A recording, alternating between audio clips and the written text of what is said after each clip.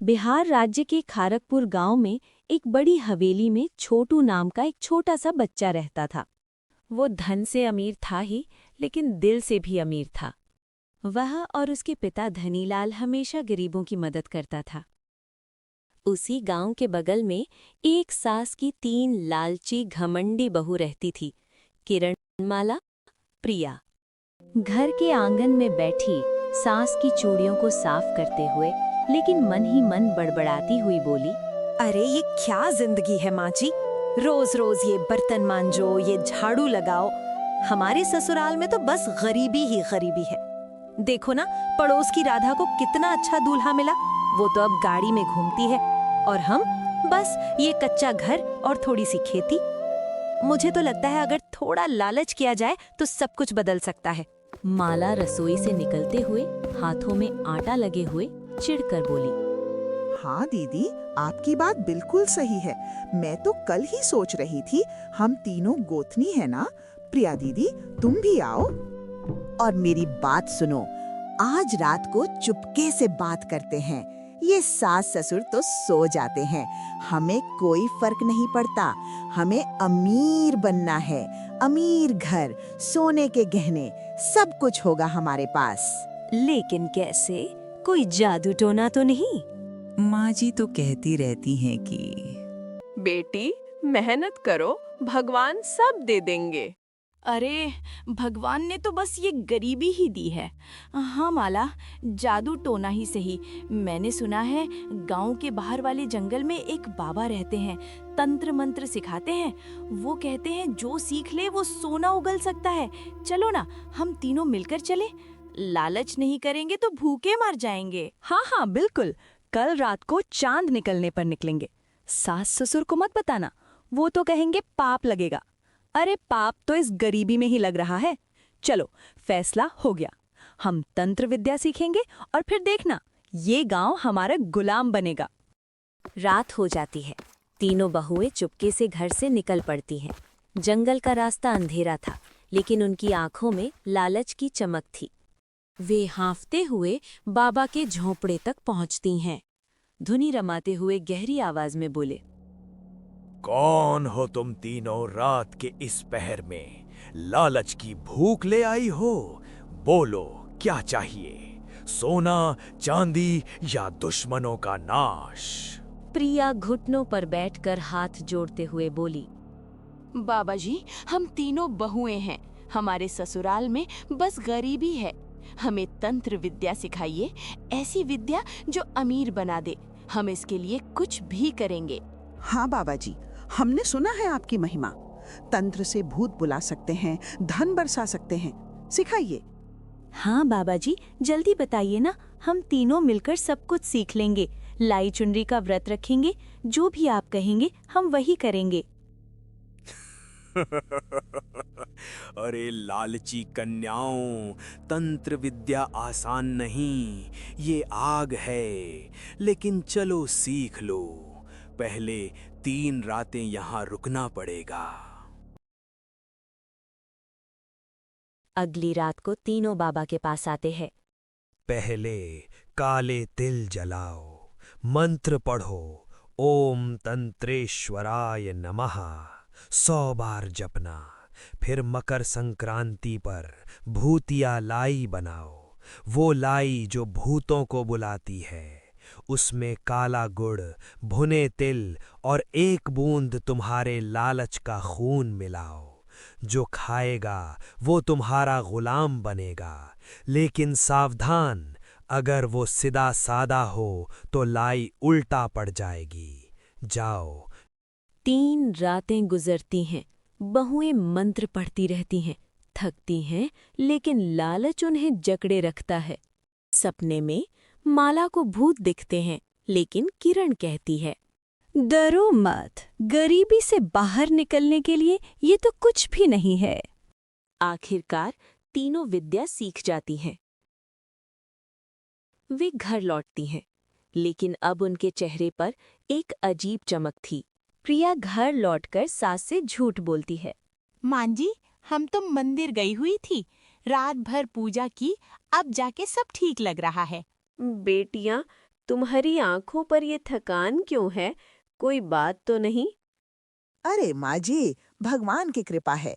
अब हम पर खेती करेंगे, अच्छा अनाज उगेगा। हाँ, लेकिन पहले मकर संक्रांति आने दो, फिर क्या होता है अमीरी हम बताएंगे। कुछ ही दिनों बाद मकर संक्रांति का दिन आता है। गांव में हंसी खुशी खिलखिला रही थी। तिल गुड़ सभी लोगों मिल बांटकर खा रहे थे।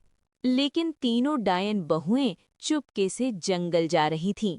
बाबा के बताए अनुसार तीनों काले तिल की लाई बनाती हैं। प्रिया अपनी उंगली चीरकर खून की बूंद डालती है। लाई बन जाती है। काली, चमकदार लेकिन अजीब लाई बनती है। प्रिया टोकरी को देखकर लार टपकाते हुए बोलती है, देखो कितनी सुंदर लाई, अब ये अमीर ठाकुर साहब के घर जाएगी। उनके बेटे छोटू, वो तो गांव का सबसे अमीर बच्चा है। सीधा सादा है, लेकिन हमारी लाई खाएगा तो हमारे वश में आ जाएगा। सब कुछ हमें दे देगा, सोना, जमीन, जायदाद सब। हाँ दीदी, कल सुबह हम लाई टोकरी लेकर जाएंगी। कहेंगी संक्रांति का प्रसाद, वो तो सबकी मदद करता है, हमारी लाई भी ले लेगा। फिर तंत्र विद्या से हम उसे वश में कर लेंगे। बात करने के बाद तीनों सोने चले जाते हैं। अगली सुबह बहुएं लाई की टोकरी लेकर ठाकुर के हवेली पर पहुंचती हैं।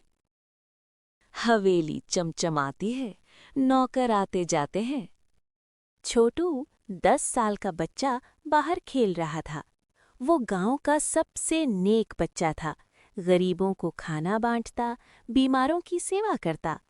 प्रिया दरवाजे की ओर जाती है और मीठे स्वर में कहती है, नमस्कार आंटी जी, संक्रांति का प्रसाद लेकर आए हैं। हम पड़ोस के गांव से हैं। ये गुड़ और तिल की घर पर बनी लाई है। अरे आप तीनों अंदर आइए ना। छोटू देखो, काकी प्रसाद लाई हैं, ले लो। छोटू दौड़कर आता है। वाह दीदी, कितनी अच्छी लाई लग रही है। मैं अपने दोस्तों को भी बांट देता हूँ। अरे बेटा, ये तो खास तुम्हारे लिए है, खा लो ना, मीठी है। खा ले, ताकि तंत्र काम करे, तू हमारा गुलाम बनेगा। छोटू लाई का एक टुकड़ा तोड़कर खाता है। तीनों सांस रोककर देखती है, लेकिन कुछ होता नहीं है। छोटू बस मुस्कुराता रहता है। वो बाकी लाई टोकरी से निकालकर नौकर को दे देता है। इसे गांव वालों को बांट दो, सब खुश होंगे। दीदी, तुम्हारी लाई तो जादुई लग रही थी। चलो, मैं आप सबको कुछ देता हूँ। मेरे पास ये नया सोने के खिलौने हैं। कृपया करके मेरे खिलौना स्वीकार करें। और हाँ, अगर कभी मदद चाहिए तो बता देना। पापा कहते हैं मदद करना ही सबसे बड़ा पुण्य होता है। प्रिया मन मन बड़बड़ाती हुई सोची, तंत्र काम क्यों नहीं कर रहा? बाबा ने कहा था वो तुम्हारा गुलाम बन जाएगा। बहुएं निराश होकर लौटती हैं। घर पहुंचकर झगड़ना शुरू। तीनों आपस में झगड़ने लगी। प्रिया दीदी, क्या हुआ? छोटू ने लाई खाई लेकिन कुछ नहीं बोला। न सोना दिया न जमीन, उल्टा हमें खिलौना पकड़ा दिया, जैसे कि हम कोई छोटे बच्चे हों। अरे, बाबा ने कहा था सीधा साधा हो तो तंत्र उल्टा पड़ जाएगा। वो छोटू तो वाकई सीधा है, रोज मंदिर जाता है, गरीबों की सेवा करता है। अब क्या हमारी लाई तो बेकार हो गई ना? चुप, ये तो शुरुआत है। तंत्र विद्या पूरी सीखी है ना, अब हम खुद भूत बुलाएंगे। आज रात उसी जंगल में भूत को कहेंगे ठाकुर के घर लूट लो। उसी रात को तीनों डायन बहुएं जंगल जाती हैं। तीनों पहुंचकर मंत्र पढ़ने लगती हैं। तभी अचानक हवा तेज हो जाती है और एक काला साया दिखाई देता है। बोलो लालची स्त्रियां, क्या चाहती हो, धन या विनाश? माला डरते हुए बोलती है, हे भूत जी, ठाकुर साहब के घर को लूट लो, सोना चांदी सब हमको दे दो।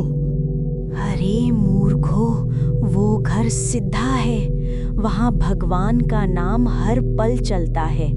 छोटू तो संत जैसा, तुम्हारी भूतिया लाई ने उसे छुआ तक नहीं, उल्टा तुम्हें ही जलाएगा। ये लालच तुम्हारी जिंदगी बर्बाद कर देगी।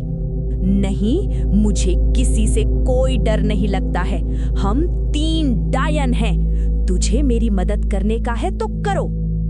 लालच आग है, खुद जलेगी। कल संक्रांति का दूसरा दिन देखना। तीनों डायन बहुएं घर लौटती हैं। बहाने से अगले दिन वे फिर ठाकुर के घर जाती हैं। आंटी जी, कल की लाई कैसी लगी? छोटू को तो पसंद आई ना? अरे हाँ, छोटू ने तो सारी लाई बांट दी गांव के अनाथ बच्चों को। वो कहता था दीदी की लाई ने सबको खुश कर दिया। लेकिन तुम्हें कुछ परेशानी तो नहीं? दीदी देखो, मैंने तुम्हारे लिए ये फूल तोड़े हैं। और हाँ, मैंने सुना है आप लोग कुछ परेशान लग रहे थे। ये कैसे? हमने तो कुछ नहीं बताया ही नहीं। ये बच्चा तो जादूगर है। हमारी लड़ाई ने उल्टा असर किया। अब वो हमारी मदद कर रहा है। दिन बीतते हैं। डायन बहुएं लालच छोड़ने की कोशिश करती हैं। एक रात वे फिर मंत्र पढ़ती हैं, लेकिन भूत नहीं आता। उल्टा उनके सपने में छोटू दिखता है। लालच मत करो दीदी, गरीबों की मदद करो। माला, किरण, देखा, सपना में छोटू कह रहा था, दीदी सबकी मदद करो, लालच मत करना। शायद बाबा सही कह रहे थे। सिद्ध घर में तंत्र काम नहीं करता, उल्टा हमें बदल रहा है। हाँ दीदी, कल ही छोटू आया था। हमारे खेत में पानी की समस्या थी। वो लोगों को बुलाकर नहर बनवा दिया, बिना कुछ कहे। वो सीधा साधा है, सबकी मदद करता रहता है। हम तो लालची बने रहे, भूतिया लाई ने हमें ही भूत बना दिया। अब चलो सास को सब बताते हैं। तंत्र छोड़ो, मेहनत करें। सास अकेले खेत में काम कर रही थी। वे सास के पास जाकर सारी बात सुनती हैं। सभी आपस में गले लगाती हैं। बेटियां, मैं जानती थी लालच ने तुम्हें जकड़ लिया था, लेकिन भगवान ने छोटू जैसे नेक बच्चे ने बचा लिया। अब संक्रांति मनाओ, सच्ची लाई बनाओ, तब बांटो। माँ जी, माफ करना, हम छोटू को धन्यवाद देंगे। वो घर तो सच्चा अमीर है, दिल का अमीर। कुछ दिन बाद तीनों बहुएं छोटू के घर जाती हैं। छोटू उन्हें देखकर दौड़ता है। दीदी आ गई, देखो मैंने तुम्हारे लिए ये नया दुपट्टा लाया हूँ, गांव की दीदी ने दिया है। छोटू, तुम तो चमत्कारी हो। हमारे लाई खाकर भी कुछ नहीं हुआ, उल्टा तुमने हमें सीख दी। धन्यवाद, तुम्हारा घर सिद्ध है।